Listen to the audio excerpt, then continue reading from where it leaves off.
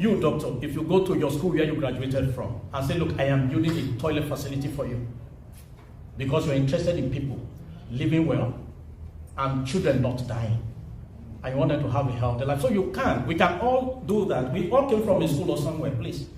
That is why we're saying that now that you know the negative impact of open defecation, please do something. Let us not wait for anybody. Do something, just anything you know you can do, just go ahead and do. Let us save lives, because people are dying every day because they are shitting outside.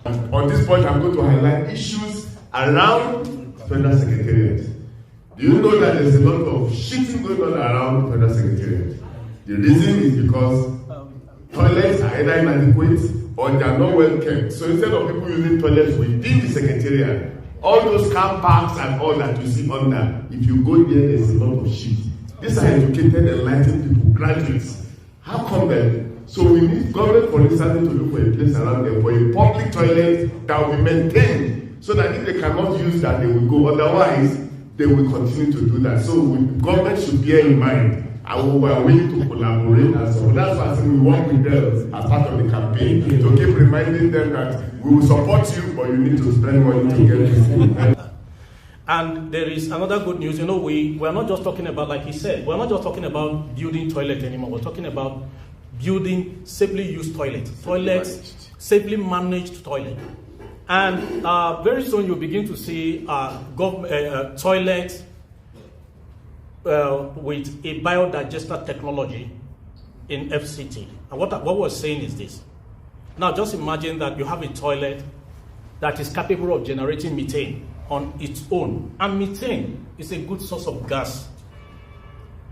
Now, look, we are wasting a lot of money in Nigeria. Let us assume that we can all channel our shits into one place. I think the country can generate enough methane to such that no household will need to buy gas. Please, can somebody correct me if I'm wrong? Yes. That's true, yes. Sir. Yeah. We're wasting a lot of shit. We waste a lot of things in this country, including our shit. So we can begin to look towards, you know, the other side of shit, the business side of it, that this is very good. Let us treasure shit and use it well. Every time we sit down, government should come and do toilet for us. Government should come and help us to clean this waste. Government should come and you drink your pure water and you throw the liter on the ground. You want government to pack it. If we do not hold ourselves responsibility, we will still remain where we are. We will still be suffering. Our children will still be dying, and sitting down here and talking is not enough. Let us go back and take action. I want to appeal to our traditional leaders, our market women, our market men, everybody to go back, gather your people, tell them. I know that there's a lot of difficulties, hunger in the land, but there's a way that we can still support ourselves. Government, they have been trying, but who are the government? We are the government. We can hold ourselves responsible for some of the action that we do. We know that some of these things are wrong, but we want to sit down and remain where we are. And indirectly, we are killing ourselves. So please, let's go back home and tell our people, gather them as we're going back. This is what we've learned. Open defecation poses danger to us. Littering the environment causes a lot of environmental pollution, which at the end of the day is going to affect us. So let's take this home and make sure that we enlighten ourselves. And also in WhatsApp, what we do, we don't deal with only open defecation. We also provide water to communities that are in need of water.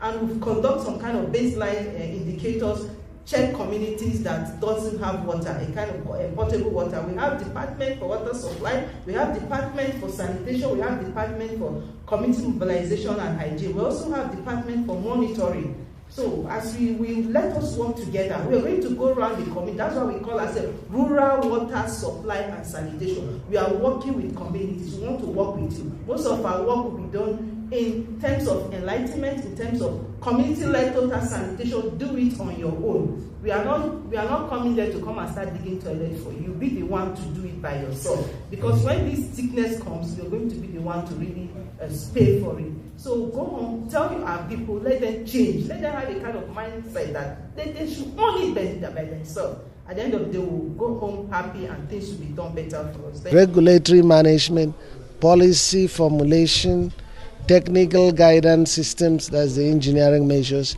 education and public enlightenment, which is what we focus on today a lot. incentives, market incentives for good behavior, monitoring systems, enforcement systems, and finally, international collaboration, because climate change is something that cuts across national boundaries. I'd like to inform our audience that since the inception of the agency, we developed regulations over 30 in various sectors of our economy.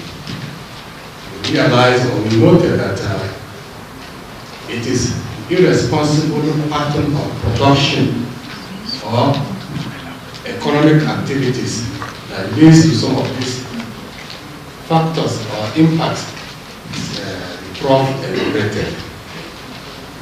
So if you are carrying on activities that are not putting into consideration environmental aspects, you get what you have. So on that line, we develop regulation in various aspects of our environment in order to safeguard and also to protect, so that this impact will be arrested. For example, the Prof mentioned this impact in the northern part of the country. We know that desertification and drought are the major impacts. So what leads to those things? Quite indiscriminate trees.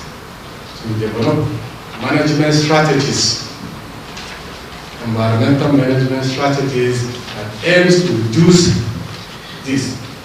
So if these things are adhered strictly, the impact will be minimized. And our approach is persuasion. We persuade the citizens to get to know the importance of doing ABC and implication of not doing it the way it should. The issue of flooding, what things about flooding?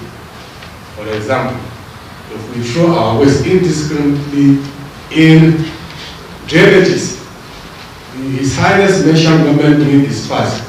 Let's assume government construct drainages and the citizens continue to throw this waste into these drainages. What happens when rain comes? There will be flooding. And what more painful is that government provide designated points where you are supposed to throw in your waste. If you see somebody driving in the street in his car, he will throw the waste on the highway. Or you see a collection point, you come, instead of throwing it inside the waste bin, you throw it outside. These are practices that contribute to some of this impact the Prof actually enumerated. Impact of open defecation. A lot of children are dying. Some mothers cannot even go to the health care facility because they cannot find a place to defecate or to ease themselves. Most of the health facilities, they don't have toilets for them to use. They get scared of going there, and then at the end of the day, they end up giving birth at home, and we know what will happen at that situation. And also, a lot of children are dying too. Malnutrition, effect of open defecation, diarrhea cases, typhoid cases. So we need to take this message to the area council. We could plan it. I don't know the organizer. Today we are in Ama. Next time we go to Pali. Move to those so that we hold that meeting and put our heads together. We have one goal to make sure that everything we have a beautiful environment. Everybody is safe. So Rwasa has done a lot, as we are just coming on board and we are still working. We've done some program in Pali. Yes, we did community-led sanitation. We gathered a lot of people, working towards. We worked with the area council team and then some people from Rwasa. We went there, we sensitized community members on the danger of open defecation. Right now, as I'm talking to you, some communities, some households have started digging their toilet. They have seen the impact of defecating in the open, how they make a lot of, they waste a lot of resources. When they are sick, and because of open defecation, when they got sick, they go to the clinic, they waste a lot of money they're supposed to use to take care of themselves, they use it to cure diseases. These are preventable diseases, typhoid, they are preventable diseases. So the impact of open defecation is very vast. So it's our own responsibility. Government cannot do it alone. Government cannot come to your household to dig toilet for you. You're supposed to take that as your own sole responsibility.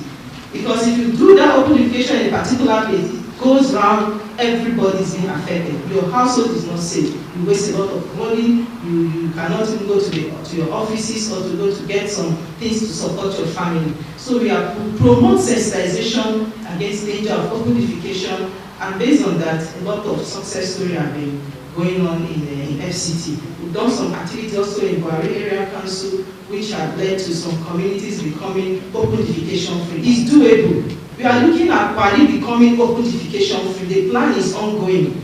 We've targeted Pali, we've worked in 2 wards, and based on the support we've received from the community members and from the area council, we are looking at between now and December, we are looking at Pali being one of the area council in FC to be declared open defecation free.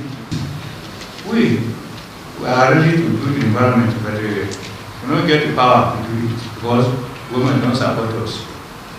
If we don't follow house, me as the athlete district, I cannot go around for Papi, you know, how many millions of them for Papi. But if in a primary, this area, this house, you know, to highly tell them, see very person who can find mobile phone, who know the green compound, charging for tomorrow. No repeat it again. That primary and the one they are talking about is before.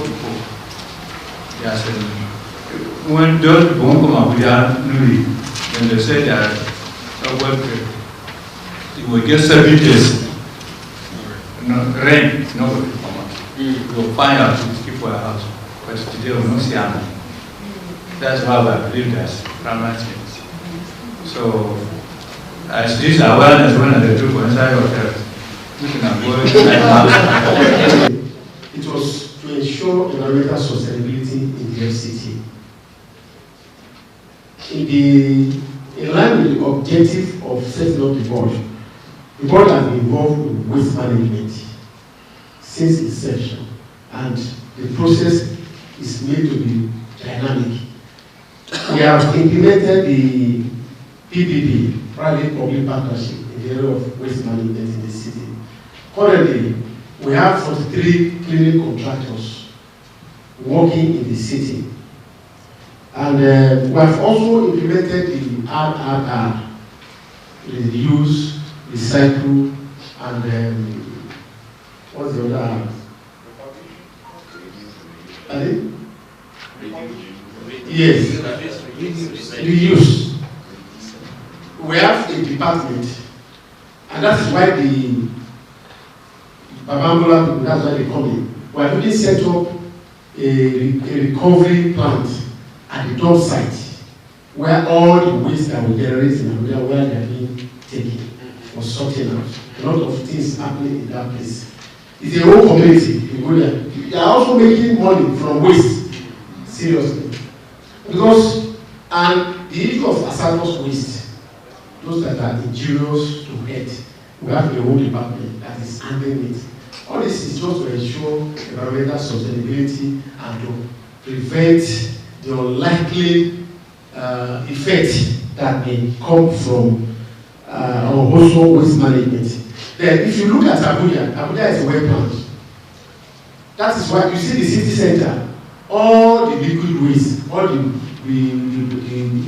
waste from our toilet, the water we bath with, and other thing, is going somewhere.